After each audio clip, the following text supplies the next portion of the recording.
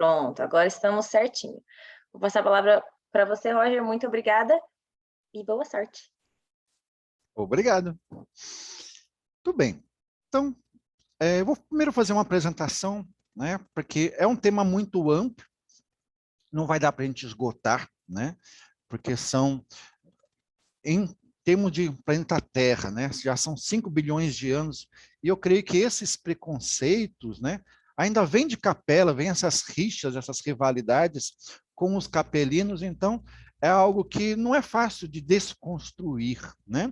Então, mas a gente tem que dar o nosso apoio, né, a nossa parcela de contribuição para que nessa diversidade, olhando aqui a minha tela, né, com tantas pessoas, né, de idades diferentes, né, identidade de gênero diferente, e quando o Livro dos Espíritos nos traz que Deus criou todo mundo igual, simples e ignorante, mas não era para ficar simples e ignorante eternamente.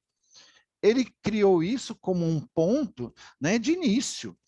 A partir daí é cada um por si. Então, o que ocorreu é que as pessoas foram criando vontades diferentes, gostos diferentes, e a vontade de Deus, então, é que houvesse uma diversidade. Basta a gente olhar para a natureza, a gente vê uma biodiversidade, né? Uma floresta não vê uma árvore tudo igual, como se fosse uma plantação, né? Você vê lá a diversidade. Então, quando Jesus criou o planeta Terra, 4,5 bilhões de anos, né, ele já trouxe espíritos, eu chamo assim de artistas, né, porque para fazer, né, essa diversidade biológica, né, com tantas características, eu trago até um slide de Darwin, quando ele estudou os passarinhos, todos de bicos diferentes, tamanhos diferentes, né? E aí ele chegou à ideia de evolução a partir desse estudo, desses tentilhões. Então, feita essa primeira apresentação, bora lá aos nossos slides. Eu acho que já está pronto, a gente já compartilhar aqui.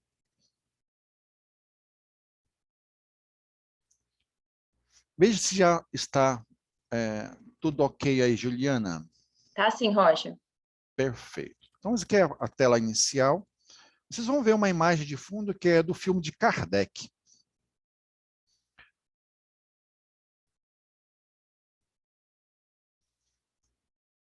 Deixa eu tirar essa tela aqui de fundo, senão fica me atrapalhando aqui a minha visualização. Só um instantinho. Pronto. Então, eu queria fazer com vocês, né, um contrato pedagógico, né, um combinado, a partir de uma fala de Jesus a Tomé, aquele discípulo incrédulo, que ele, né, poxa, Jesus tinha passado por uma tortura, por um sofrimento, e aí, né, vendo os seus discípulos todos debandarem, fugirem, e ele ainda pediu para tocar nas feridas de Jesus. E Jesus aparece para ele, né, para o grupo, diz: olha, põe o dedo nas minhas feridas, já que você quer, né, mas não seja mais incrédulo, mas seja crente. Né? E Jesus ainda confirma, acho que todos conhecem esse versículo, né, que mais bem-aventurado, mais feliz aqueles como nós espíritas, né? Eu, por exemplo, nunca vi um espírito, né? Eu vejo vocês aí na minha tela, que são espíritos encarnados, e durante o sono eu vejo os espíritos desencarnados, mas assim, pela mediunidade eu não vi. Mas eu creio que eles existem. Assim como eu olho para vocês, eu creio que vocês existam, né? Não são apenas robozinhos. Então, queria, nesse combinado, fazer o seguinte. Vamos falar de feridas, né? Não é um tema confortável para mim, eu acho que não é para nenhum de nós, né? Falar das feridas, assim como eu falei, né? Do momento que Jesus teve que passar aqui no Brasil, nos estudos da religião, já nem mais querem tratar dessa parte, né? Eu acho que o Espiritismo ele nem coloca o crucifixo nas igrejas, né? Nos centros espíritas, desculpe, justamente para não ressaltar essa parte da violência, né? Jesus também, de alguma forma, sofreu um preconceito, né? Por ter tido uma ideia diferente da ideia, né, original judaica da época. Então, a gente vai precisar tocar nas feridas, teoricamente, mas não na prática. Então, o que a gente não quer hoje é revolver estas feridas. E eu peço isso por caridade. Então, se Kardec colocou aquele dogma, né, o único dogma do Espiritismo é fora da caridade não há salvação. Por que um dogma? Né? Porque isso é indiscutível. Fora disso, não tem, né, o mínimo de qualidade de vida, né, se a gente não agir por amor uns aos outros, como o primeiro mandamento Jesus manda. Então, eu não vou trazer aqui casos para a gente mostrar, né? Então, não vamos trazer as provas disso que eu estou dizendo, porque seria tocar e revolver essas feridas, né? Então, e se eu trouxesse, era capaz de a gente, no meio de tantas benesses do Espiritismo, a gente achar que os pontos pequeninos ultrapassam toda a grande quantidade de benesses, de benefícios que o Espiritismo traz, e aí então eu estaria fixando o erro e não fixando os benefícios. Então, acho que para a gente falar de preconceito, né, é preciso a gente não destacar os erros, mas destacar os benefícios de sermos diferentes uns dos outros e como a gente comportar-se nessa diferença. Então, a minha proposta hoje é falar sobre as bem-aventuranças, né? Lembrando aí do Sermão da Montanha de Jesus. Então, vamos falar das coisas boas que a gente pode fazer juntos, né? E não apenas ficar criticando as posturas de A, B ou C, mas falando de uma forma mais fraterna, né? Tocar no assunto de uma forma, né, direta, mas ao mesmo tempo com sensibilidade. E eu peço então, pelo menos por hoje, né, um voto de confiança. Em outro momento a gente pode voltar a fazer esse estudo, trazendo mais provas, mas nesse primeiro momento creio que a gente precise pautar-se, né, nessa sensibilidade, nesta ética. Então, para eu não ser preconceituoso, né, e para vocês entenderem o meu ponto de vista, eu preciso dizer do meu lugar, desculpa, meu local de fala, meu lugar de fala. Então, me permitam me esclarecer. Eu reencarnei há 100 anos depois do desencarne de Kardec, né, 1969. Nasci em São Paulo, no Brasil. Sou um homem branco, né, me considero um branco, embora tenha lá uma miscigenaçãozinha de indígena, mas basicamente português e alemão. Né? Meu sobrenome é inglês, Bradbury, e falo a partir das minhas vivências como pedagogo, filósofo, né? Não concluí o curso de filosofia, mas fiz boa parte das disciplinas. E cientista da religião, com mestrado. Sou kardecista desde criança, casado, heterossexual e pai de 2 adolescentes, já com uns 25 anos cada um. E venho, então, refletindo sobre essas questões que vamos tratar hoje, principalmente na questão de uma justiça social, né? Então, é preciso que a gente enxergue os invisíveis, né? Quem são esses invisíveis? São as minorias, né? Elas também, como Jesus, desceu dos altos, né, planos espirituais para vir enxergar esses invisíveis, as prostitutas, os leprosos, que a gente não vai usar hoje esse termo, né? Já fazendo aqui uma correção, né? Os rancenianos, né?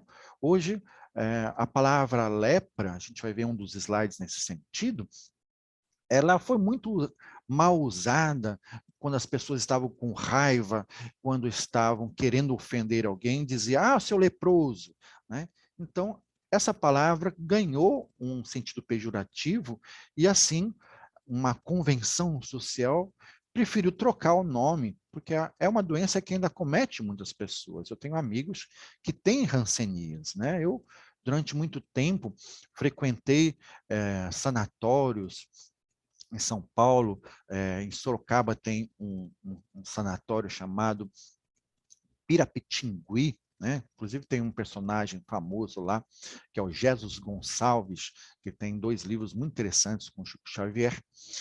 Então, é preciso a gente ter esse olhar, né? Como Jesus disse, que ele veio para os pobres, veio para os simples, veio para os doentes. Então, isso que me traz no Espiritismo, né? É enxergar esses necessitados. Uma outra questão que sempre me preocupou é a questão da linguagem. Como eu nasci pobre, né, então eu não tinha muito acesso à leitura. Quando eu peguei os livros espíritas, eu vi aquela linguagem de 100 anos atrás. Falei, meu Deus, por que não pode ter uma linguagem mais simples? Tem que ficar sempre com o dicionário na mão. Eu não tinha dicionário, né? Eu era uma pessoa que não tinha acesso à leitura. Então, não tinha dicionário em casa. E era tudo muito difícil de compreender aqueles vocábulos de André Luiz, né? Os vocábulos das interpretações de Herculano Pires, aquele que traduziu, né, uma boa parte dos livros. Quando eu encontrei as versões da codificação de Salvador Gentili, até foi um refrigério, né? Foi algo que me alentou a continuar lendo. Então, a questão da linguagem, para nós, seres humanos, os espíritos já reclamavam, né? Eu tenho várias questões, eu trago apenas 2 aqui, que a nossa linguagem, perante a linguagem dos espíritos, era uma definição muito incompleta. Porque para falar de preconceito, é preciso também falar da linguagem, né? E então, a nossa linguagem humana é uma linguagem muito pobre, diz os Espíritos, na questão de número 3 do Livro dos Espíritos e a questão número 23A. E na questão 966, diz que a nossa linguagem é muito incompleta. E a gente vai entender isso. Então, o que é um preconceito? A palavra conceito é uma ideia. E a ideia sempre ela é verbalizada, né, publicizada. E quem tem preconceito tem uma ideia teórica antes mesmo de conhecer a realidade daquilo que se está falando. Então, a pessoa preconceituosa nada mais é do que uma pessoa desconhecedora da realidade. Ela está apenas na teoria e aí acha que tem um direito de falar a respeito daquilo que ela não vivencia. E por isso a bênção da reencarnação. Por vezes, aquelas pessoas que são preconceituosas reencarnam justamente na raça, né? Eu não gosto também da raça, o Espiritismo utiliza muito desse termo, mas quando eu fiz pedagogia, nós lá estudamos que não existe uma raça humana. Então, a partir daquele momento, eu comecei a usar o termo etnia. Então, o termo etnia é um termo muito mais amplo, porque tem a ver também com a questão da cultura, tem a ver com a nacionalidade, né? E não apenas na questão de um biotipo, porque vai muito além de uma questão meramente biológica. Então, quando a gente age por preconceito, é a mesma coisa de ter um prejuízo, né? E aqui é o duplo sentido mesmo, né? Porque quem age com uma forma preconceituosa tem prejuízo. E o que a gente reparando, né, dividindo essa palavra em 2, a pessoa que também, né, faz um juízo, faz um julgamento precipitado a respeito de alguma coisa que ela não conhece na prática, ela não vivenciou aquilo na prática, ela tem um pré-julgamento, um pré-juízo. Eu trago aqui para vocês um texto de Kardec, né, do Evangelho segundo o Espiritismo, que eu acho que é um dos, para mim, é o melhor texto de moral que Kardec escreveu o livro Evangelho segundo o Espiritismo, não para cristãos, necessariamente. Ele escreve para judeus, para árabes, ele diz isso lá na introdução. Olha, se vocês quiserem tirar toda a parte histórica, né, dos ensinamentos de Jesus, podem tirar, não tem problema. Mas fiquem com a moral. E eu creio que esse texto chamado, eu não gosto do título dele, né? Homens de Bem, parece que é só para os homens.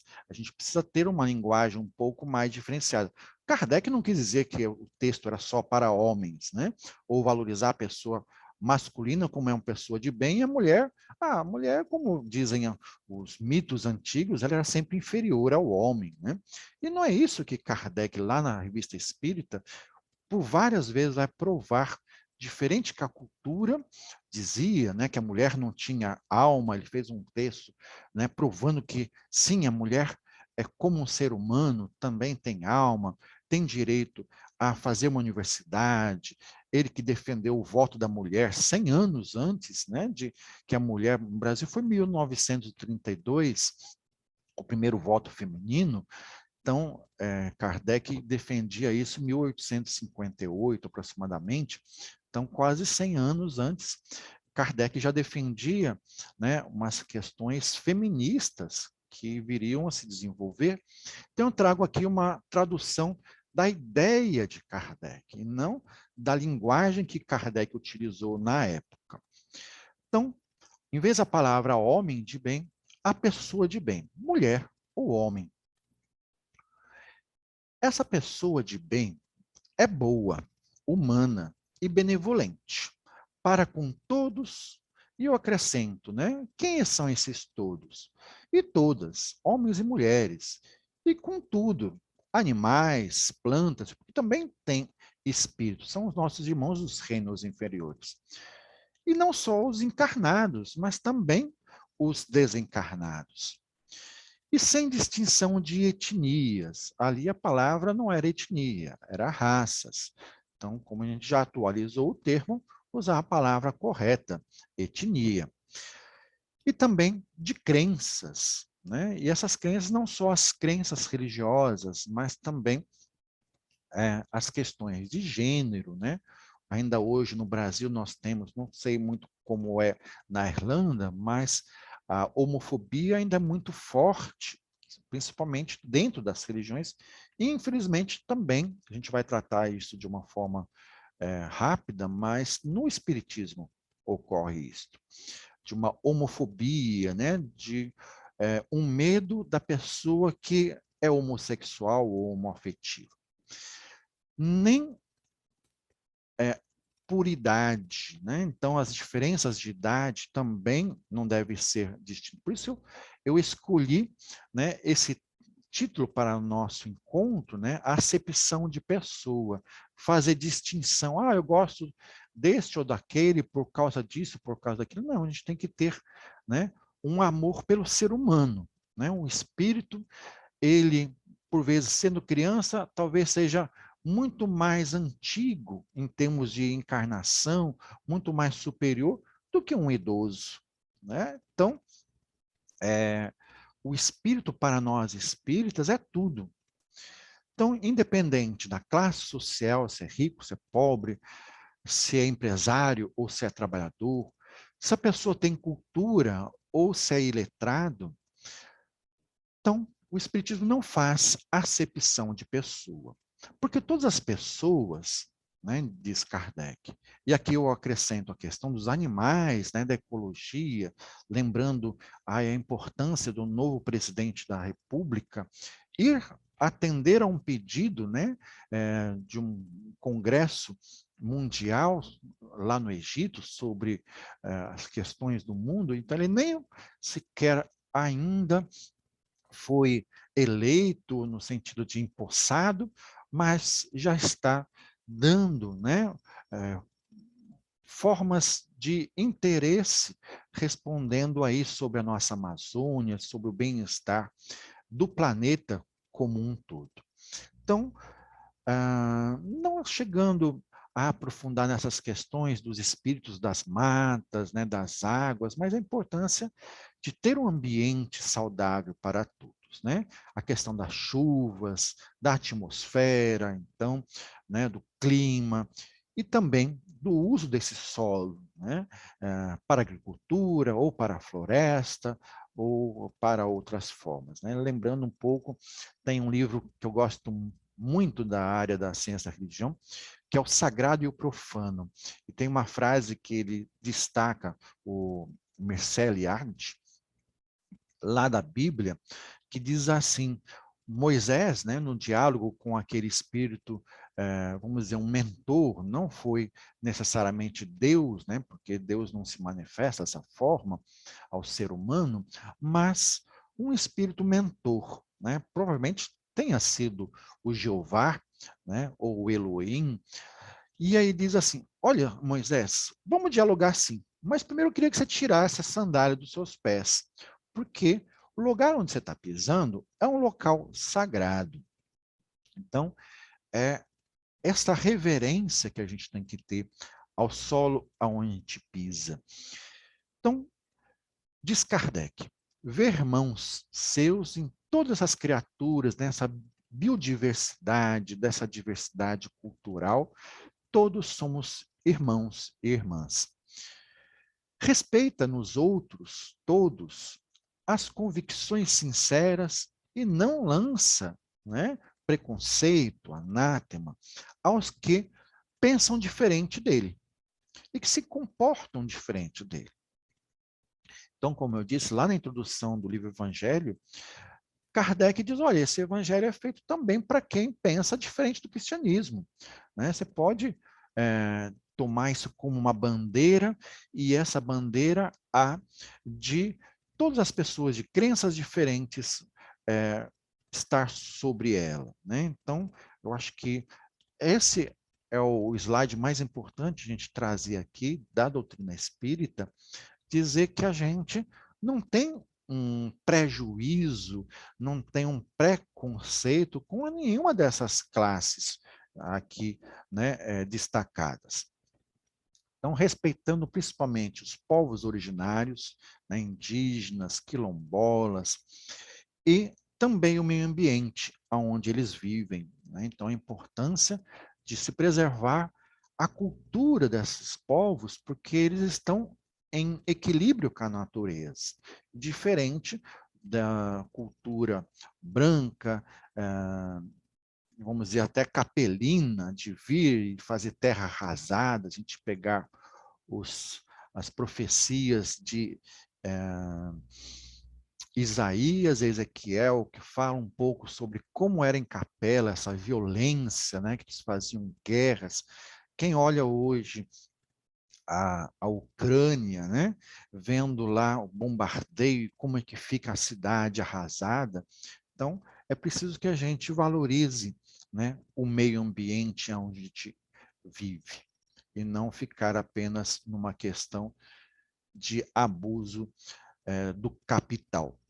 Então, esse é o slide que eu comentei. Olha aqui a diversidade que levou a Darwin a descobrir a evolução. Então, todos nós somos como esses passarinhos, né? Somos diferentes entre nós, porque estamos em evolução. E essa evolução gera diferença. E é uma diferença boa, né? Não é bom haver uma padronização. Não foi isso que Deus quis ao criar a vida no universo. Para Kardec, né, lá na introdução do Livro dos Espíritos, voltando a falar sobre linguagem, né, então é preciso a gente ter um cuidado para que a gente não use palavras que vão perdendo sentido, ficam desgastadas com o tempo. Então, Kardec fala, é bom a gente trocar algumas palavras velhas, já sem sentido. Então, por que também não fazer esse exercício hoje, com as obras da codificação? Porque o que foi escrito há 165 anos atrás, né? E Kardec diz assim, exige-se né, para essa nova ciência, e o Espiritismo continua novo, continua algo atual a cada momento, né? Eu creio que para os próximos anos, eu falava isso com meu filho hoje, a ciência há de comprovar muito dos fenômenos espíritas. A reencarnação já está quase que comprovada pela memória de crianças que têm de suas vidas passadas, né?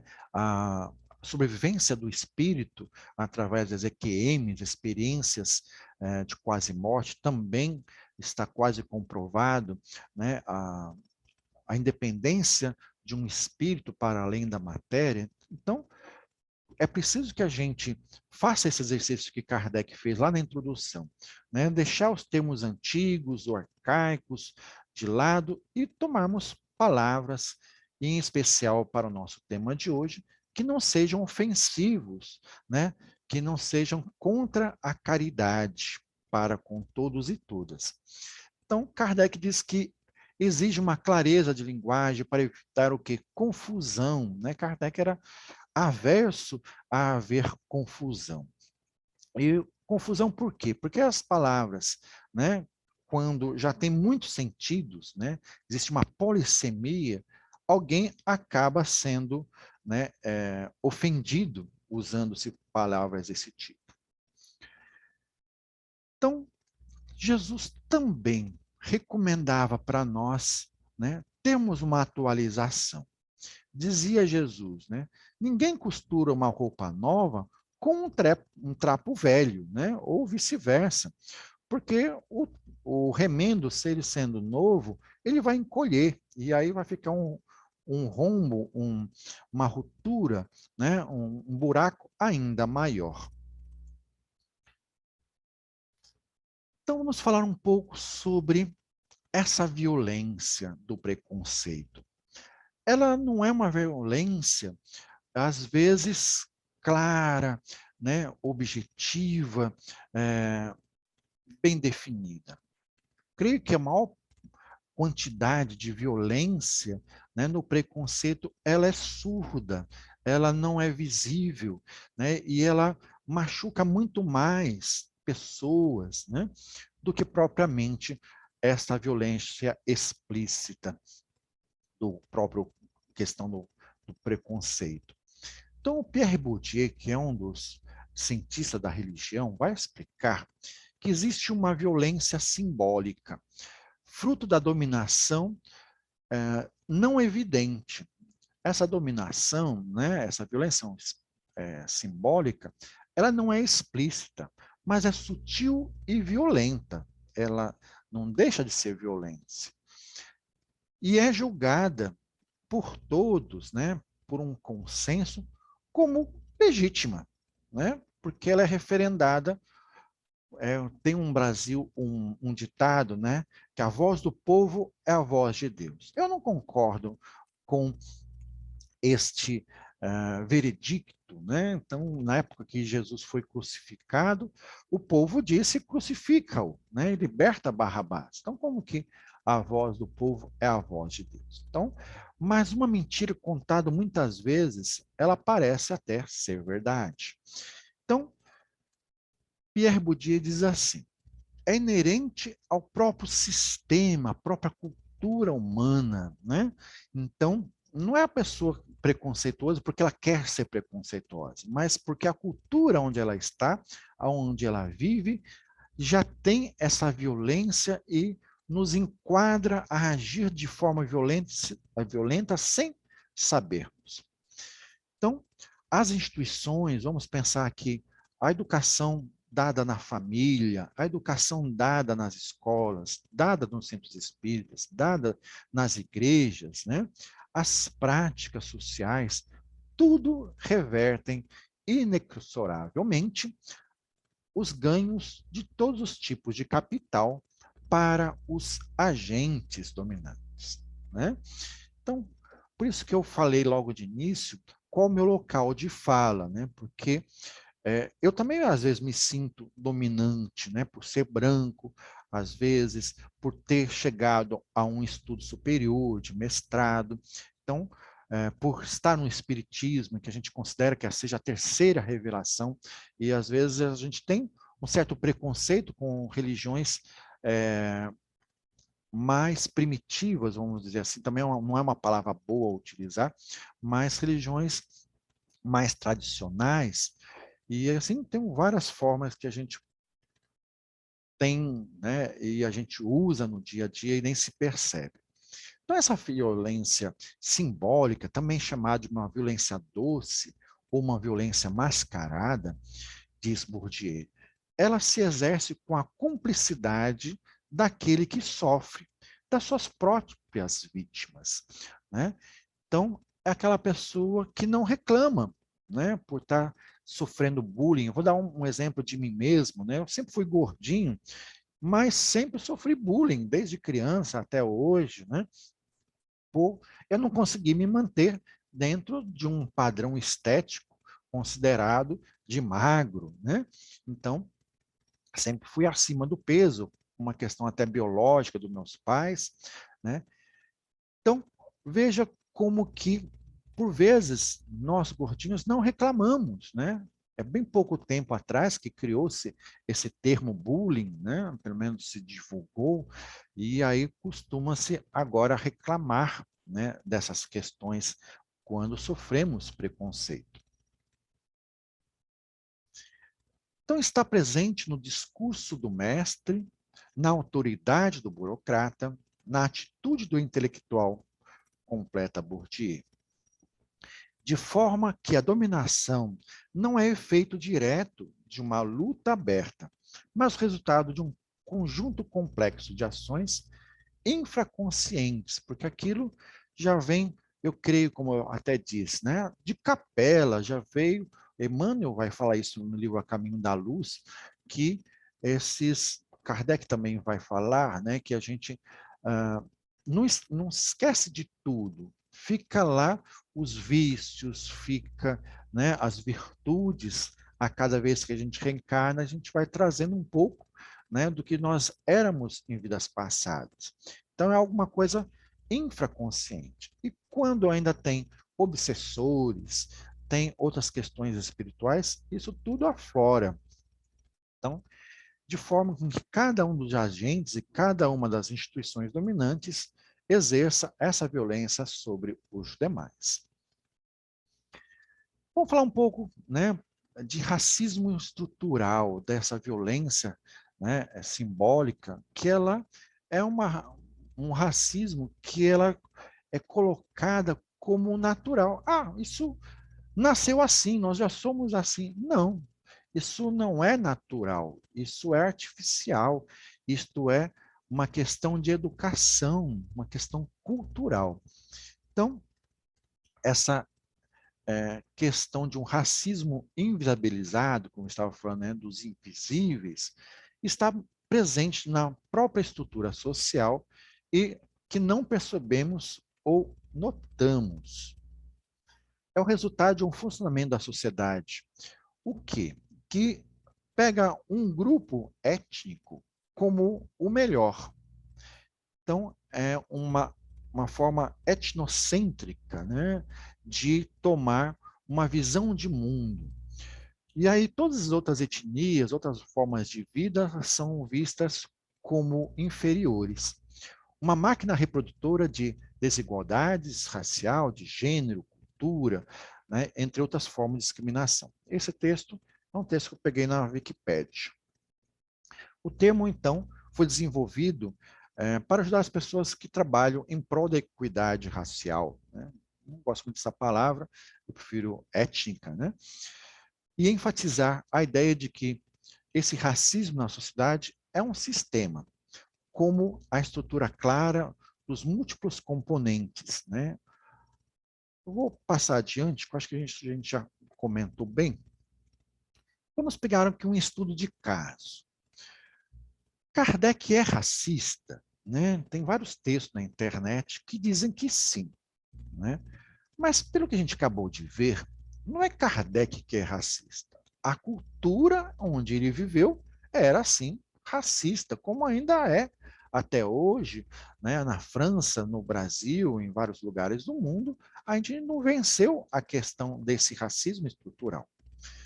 Mas, como Leon Denis vai falar numa de suas obras, né, o espiritismo será, né, aquilo que os espíritas fizerem dele. Né? Então, se a gente pecar aqui por omissão, deixar de querer algo melhor, né, e deixar então o movimento ir progredindo sem uma orientação, será que o espiritismo não vai tender até a, como outras religiões, deixar de existir e vai precisar uma quarta revelação, uma quinta revelação, porque a gente não conseguiu administrar o espiritismo como algo realmente redentor, né, consolador? Então, esse estudo de caso aqui foi um caso de justiça.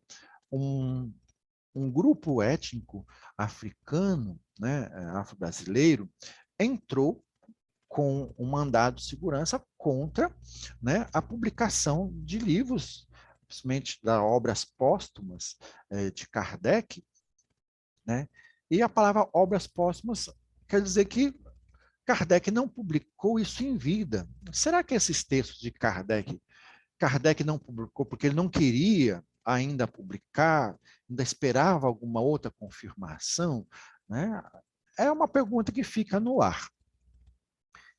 E aí, o que ocorre é que o juiz, né, deu ganho de causa para o espiritismo, mas eu ainda não retiraria de tudo, né, a questão de a gente fazer alguma coisa melhor do que ter uma obra, né, que contém lá, né, para os dias de hoje, uma afronta a determinada etnia, né?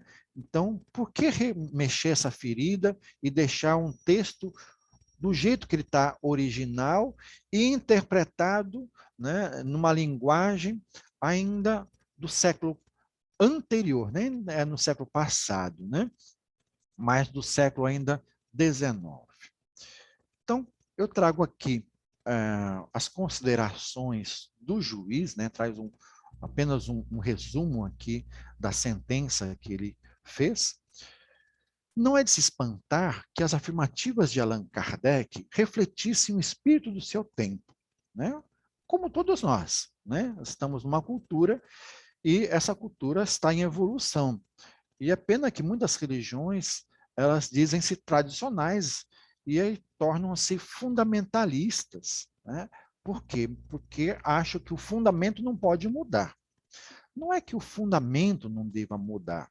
Né? Assim como Jesus fala de uma casa com uma pedra de esquina, né? Um alicerce feito de pedra, uma casa sobre a rocha, isso não quer dizer a linguagem, quer dizer a questão do espírito.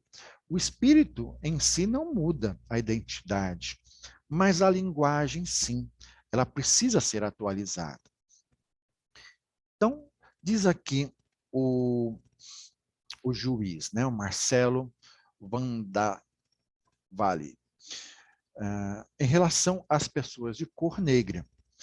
Então, veja-se que a abolição da escravatura, né, e ele vai dar alguns dados históricos, Kardec publicou, né, em 1890, mas no Brasil foi em 1888, 2 anos antes, né, da publicação, e esse texto de Kardec, eu não sei de quando exatamente foi, porque foi após a morte dele, que ocorreu em 1868, 69. Então, essas coisas ainda estavam muito em voga, né? A questão da escravidão, em que Kardec sempre foi, junto com os espíritos, contra esta ideia de escravidão. Então ele vai dizer aqui dos Estados Unidos, de Cuba, do Brasil, e esse texto vocês podem encontrar na internet. Então, de outro giro, denota-se que não extrai da obra publicada pela Ré, né, no caso, a editora IT, né, lá de Matão, a intenção específica de anular ou comprometer o reconhecimento, o gozo ou o exercício em igual condições de direitos humanos e das liberdades fundamentais, do domínio público, econômico, social, cultural, em qualquer outro domínio da vida pública das pessoas de cor negra. Então, não é essa a intenção do Espiritismo, certamente, né, restringir, né, as liberdades. Ao contrário. Mas esta questão, quem lê as notas de rodapé? Né? Eu, pelo menos, né, tive sempre muita preguiça de ler as notas de rodapé. Se já é um trabalho para mim, como eu disse para vocês, eu não cresci leitor, né? Me tornei leitor depois de adulto. Então, cresci com uma certa preguiça, né, de leitura. E aí o que ocorre? A gente acaba não lendo. E nas palestras, a gente não vai retratar lá uma nota de rodapé. A gente vai falar do texto. E aí acaba sendo preconceituoso trazer o texto sem a nota. Né? Então, a nota explicativa da editora diz, né, que tem um absoluto respeito à diversidade humana, sem preconceitos de nenhuma espécie, cor, etc, etc, etc. Mas, de alguma forma, publica o texto na íntegra. Então, diz o juiz, dessa arte fica clara, como água na rocha, a intenção dos editores divulgar sem mutilações. Né? Essa é uma questão que eu destaco, né? Porque eu acho que a gente precisava discutir isso enquanto doutrina, né? Enquanto partícipes de um grupo de fiéis, né? Um grupo de pessoas simpáticas do Espiritismo que deveriam dar o seu aval se deva continuar assim, com uma nota de rodapé, ou se não seria melhor até manter a edição original do jeito que ela está e traz uma edição melhorada, né, atualizada para o dia de hoje. Essa é a minha opinião, mas é apenas a minha opinião. O pensamento kardecista, sem, então, sem mutilações, sem cortes, sem, para tanto, elevar a distinção baseada na cor de pele ou ideologia discriminatória. Então, eu trago aqui uma estatística que eu fiz rápido, né? A palavra raça, que eu falo para vocês que eu não concordo como um cientista, né? Porque não existe uma raça humana, ela aparece 456 vezes, né? E não existe raça humana. A palavra selvagem, né, que também eu comentei com vocês, aparece a palavra 33 vezes.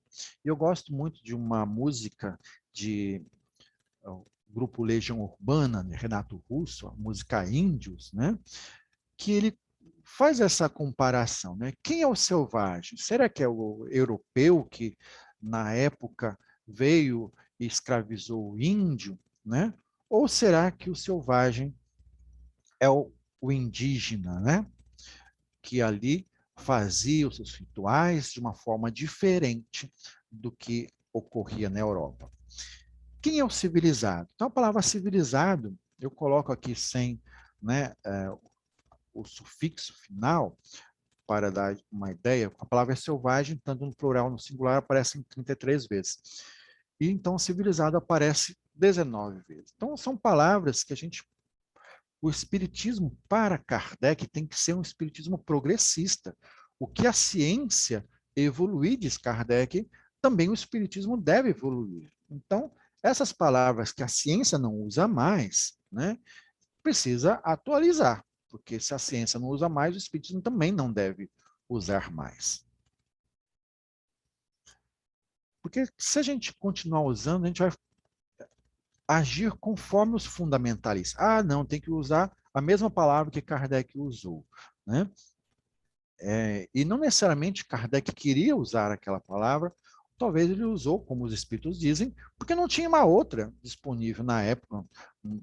Muito eu ouvi dos meus professores de língua portuguesa que a língua portuguesa é uma língua que tem mais riqueza de vocabulário. Né? Então, não sei até que ponto a experiência de Kardec, né, o propiciou, né, ter...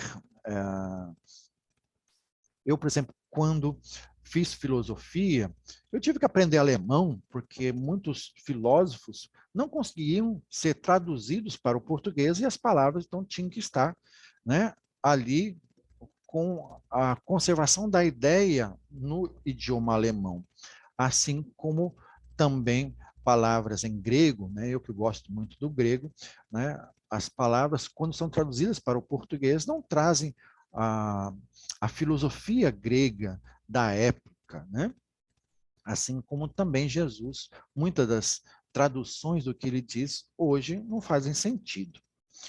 Então, para a gente ser politicamente correto, né, é preciso que a gente tome, em vez da palavra raça, utilize etnia, assim como também utilizar, em vez de sexo, né, homem, mulher, isso é uma questão biológica, mas que tal exercer, né, um pouco essa inclusão e colocar as questões de gênero? Em vez de usar selvagem, aquele que mora na selva, usar o termo, hoje politicamente correto, de povos da floresta. Vou dar uma saidinha rapidinho aqui, para a gente ver as horas, tá ótimo. Então, a gente está chegando ao final dos nossos slides, do nosso tempo. Então, o que eu trago para vocês aqui? Né? Que essas expressões de racismo a gente deve evitar como essa dominação simbólica. Né? Às vezes a gente usa essas palavras como denegrir. Né? É uma palavra que eu sempre usava muito, mas sempre que eu falo, eu me corrijo, né? Porque é do nosso vocabulário do dia a dia, só que mercado negro, né? A gente não deve mais utilizar. Aqui eu trago vários slides, depois eu vou mandar para vocês esses slides. Né? Então, respondendo aqui, para Kardec, né, o Espiritismo é uma religião dogmática? Certamente que não. Uma religião fundamentalista? Também não. Uma religião sacerdotal? Também não. Uma filosofia progressista? Sim. Então, eu já citei essa frase, né, caminhando então de par com um progresso, tudo que o Espiritismo, né, tiver em relação à ciência, a ciência avançando, também o Espiritismo deve avançar. Aqui, dentro da minha área de educação especial, eu encontro palavras que são muito ofensivas no Livro dos Espíritos, mas na codificação como um todo. Na época de Kardec, usava-se as palavras cretino para o deficiente intelectual. Usava-se a palavra idiota e imbecil. Então vejam que no Livro dos Espíritos aparece 6 vezes a palavra cretino para designar esses nossos irmãos que nascem nessa condição. 19 vezes como idiotas e 2 vezes como imbecis. Então é preciso a gente melhorar nossa linguagem, como André Luiz fala no livro Desobsessão, né? A gente tem que ter uma linguagem que não seja tão agressiva. E em relação às questões das mulheres, né? A Revista Espírita de 1867, Kardec registra que a gente tem que usar não a palavra homem e mulher, mas usar a palavra pessoa. Né? Então, nesse artigo chamado Emancipação da Mulher, veja que no Livro dos Espíritos aparece 737 vezes a palavra homem. Então, as mulheres, né, deveriam se sentir excluídas do Livro dos Espíritos. Né? Falta escrever um Livro dos Espíritos numa versão feminina, como tem a Bíblia da Mulher, né? Porque a palavra mulher aparece apenas, né, um grande destaque aqui, apenas 14 vezes. E por que isso? Né? Porque no mundo inteiro as mulheres estão sendo agredidas, como Malala, né? E hoje, com a volta do Talibã no Afeganistão, as mulheres não podem mais estudar. Né? Para quem conhece. E no Brasil a gente tem um aumento no feminicídio muito grande. Né? um inquérito a cada 3 horas, né? Então, será que o espiritismo deve continuar, né, assim, reforçando essa cultura misógina, né? São essa estatística que, vamos lá.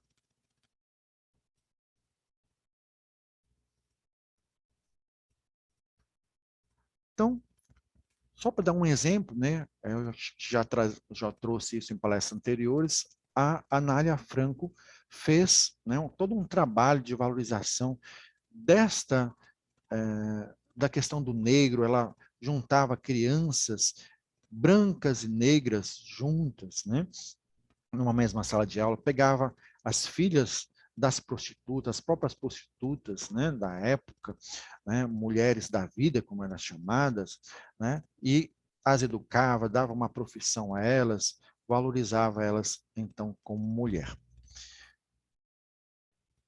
Então, eu vou parar por aqui e a gente vai passar para a